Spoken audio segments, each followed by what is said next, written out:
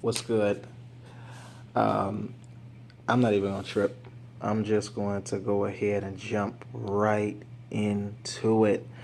Had the opportunity, me and my wife, Shiloh, and some other family, went to see the premiere of Chiraq. I'm gonna say it like this. That was probably the biggest waste of time and money that I probably have spent yet in my 24 years of living. Um, to each his own. Everybody, I have my opinion. If you guys ask me, I would say don't waste your time going to go see this movie. I feel like instead of them really shedding, like Spike Lee and company, shedding light on what's really going on in Chicago, there is some light shed, but I feel like if anything, it's one of the biggest mockeries ever. And I feel like if anything, it does insult more than it does providing a solution. Um, my thing is that I would rather have watched Color Purple than to sit and watch this movie here. Because number one, here's my thing.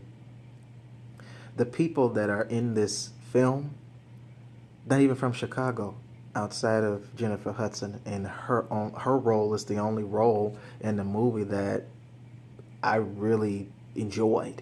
But everybody else, I mean, I could care less. Nick Cannon playing the lead role, he's not a thug.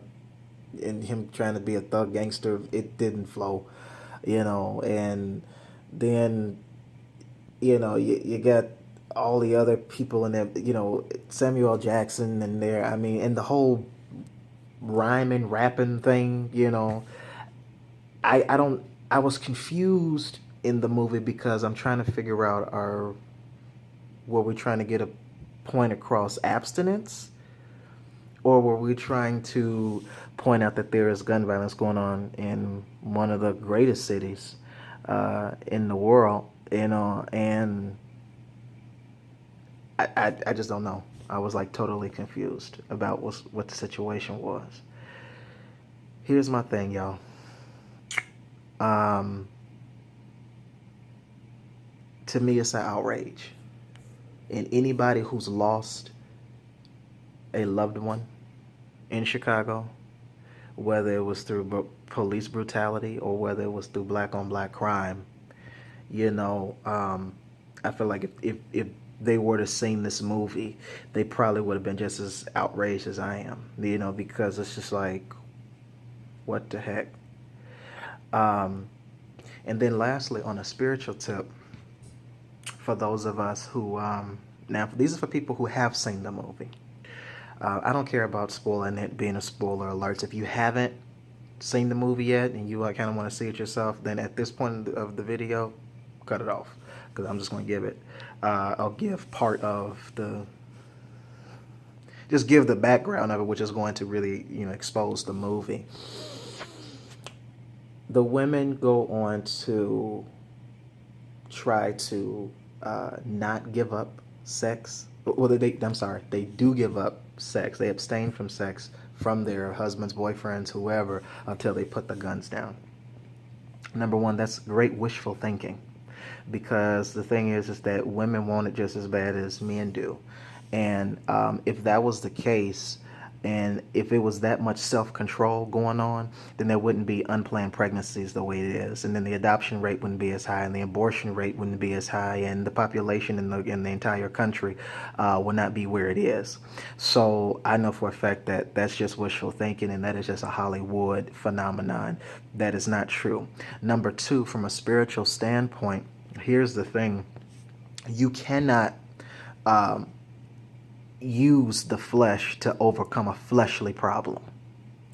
You cannot abstain from sex and then use that as a weapon towards your man in order for him to put the gun down. No, what you do is just be abstaining from sex, and then he's going to go get some other chick who's willing to give it, and then that's just going to be it. Or it's going to frustrate him to go and kill more because he's not getting it from you, or he's going to go kill more and get it from another chick other than you. So you lose either way. So that does not work. If we really want this type of thing to end, ladies, then my suggestion to you is get on your knees and get on your face. But instead of sexual activity, we're giving spiritual activity. You need to be interceding. You need to be praying. You need to be binding. You need to be loosing. You need to be travailing before the Lord if this is what you're looking to take place. And not just the women, but the men as well. So we all need to take our posts, and not just when it come down to Chicago, but when it come down to the ghettos in California and the ghettos in Atlanta and all these other various places where these same stories is happening.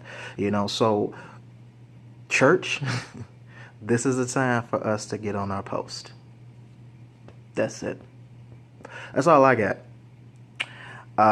Lastly, I respect his music, but somebody tell R. Kelly, please stop trying to. He can't make everything into a dance song. I mean, the opening scene, if it was him at all, was 2 songs playing about like the issues that's going on in Chicago, and it's a Steppers record. Sorry, it just wasn't there for me. So I guess I can't wait to go to the movies and watch Creed so I can wash away this insanity that I went and saw tonight. So God bless you all. Talk to you soon.